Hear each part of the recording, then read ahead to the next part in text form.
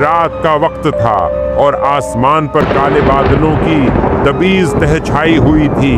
ہوا میں نمی کی بو تھی، جیسے بارش برسنے سے پہلے زمین اپنی سانسیں روک لیتی ہے، مگر اس رات بادلوں نے برسنے کے بجائے اندھیروں کو اور زیادہ گہرا کر دیا تھا۔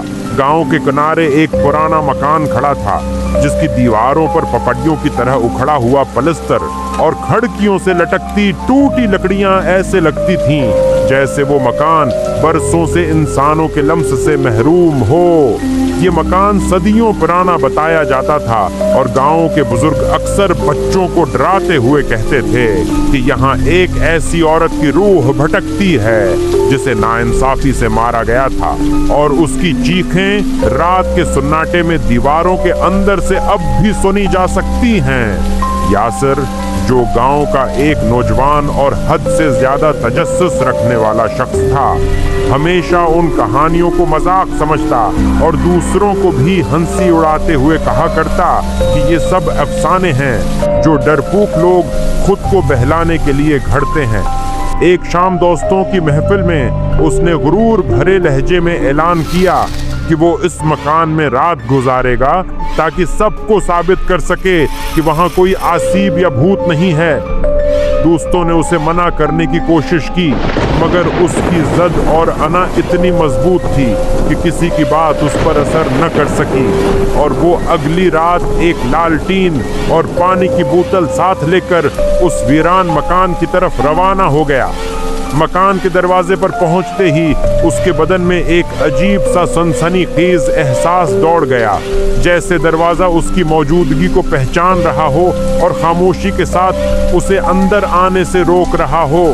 یاسر نے تھوڑا جھجکنے کے بعد دروازے کو دھکیلا، پرانی لکڑی نے کراہنے جیسی آواز نکالی اور اندر ایک ایسی ٹھنڈی ہوا کا جھونکا آیا جیسے کسی نے برف کی سلیں اس کے سینے پر رکھ دی ہوں۔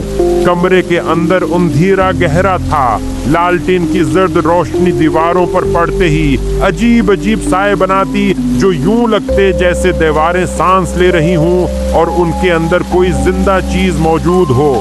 یاسر نے کمرے کے درمیان میں پرانا زنگ آلودہ صوفہ دیکھا اور اس پر بیٹھ گیا۔ اپنے دل کو بہلانے کے لیے اس نے گنگنانا شروع کیا، مگر اس کی آواز خود اس کے کانوں کو اجنبی اور خوفناک لگ رہی تھی۔ چند لمحے ہی گزرے تھے کہ اوپر والی منزل سے قدموں کی مدھم چاپ سنائی دینے لگی۔ یاسر نے سوچا کہ شاید کوئی جانور ہو، لیکن جب چاپ واضح اور انسانی قدموں کی طرح بھاری ہوتی گئی تو اس کے گلے میں لفظ پھنسنے لگے۔ ہمت کرتے ہوئے اس نے سیڑھیوں پر لالٹین کی روشنی ڈالی۔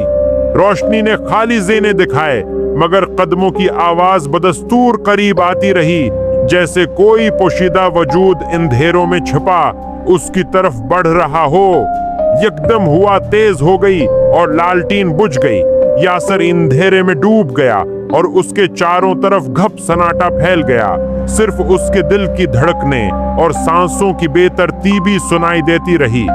اچانک اس کے کان میں ایک نسوانی سرگوشی ہوئی جو اتنی سرد اور قریب تھی جیسے کوئی اس کے بالکل کان کے پاس کھڑا کہہ رہا ہو، تمہیں یہاں نہیں آنا چاہیے تھا۔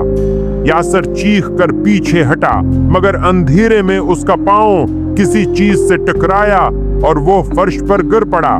فرش کی ٹھنڈک ہڈیوں میں اتر گئی اور لگ رہا تھا جیسے نیچے زمین نہیں بلکہ کوئی برفیلا وجود ہو۔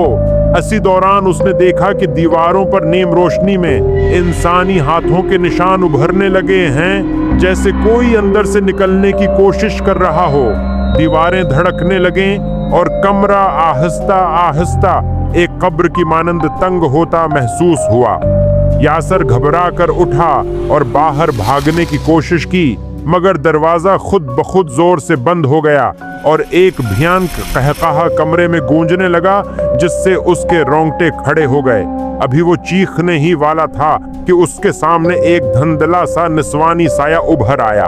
لمبے بال چہرے پر پھیلے ہوئے، آنکھوں کی جگہ صرف سیاہ گڑھے اور ہونٹوں پر ایک ایسی مسکراہٹ جو کسی زندہ انسان کی نہیں ہو سکتی تھی۔ سایہ آہستہ آہستہ اس کی طرف بڑھنے لگا، ہر قدم کے ساتھ کمرے کی ہوا مزید سرد ہوتی گئی۔ یاسر کے ہاتھ پاؤں شل ہو گئے اور زبان لڑکھڑا گئی، جیسے الفاظ اس کے منہ میں پتھر بن کر رکھ گئے ہوں۔ وہ عورت نما سایہ یاسر کے سامنے رکا اور جھک کر اس کی آنکھوں میں جھانکا۔ اس لمحے یاسر نے اپنے کانوں میں ایک ساتھ ہزاروں عورتوں کی چیخیں سنے جو دیواروں سے ٹکرا رہی تھیں اور اس کے دماغ کو چیر رہی تھیں۔ اس نے کوشش کی کہ اپنی آنکھیں بند کر لے، مگر آنکھیں جیسے جم گئیں۔ اس نے سائے کو مزید قریب آتے دیکھا اور پھر اچانک سب کچھ اندھیرا ہو گیا۔ اگلی صبح جب گاؤں والے اس مکان کے قریب سے گزرے تو دروازہ کھلا ہوا تھا۔ اندر یاسر کی لالٹین ٹوٹی ہوئی پڑی تھی، مگر یاسر کا کہیں نام و نشان نہیں تھا۔ صرف دیواروں پر خون سے لکھے ہوئے الفاظ موجود تھے، اب اگلا کون آئے گا؟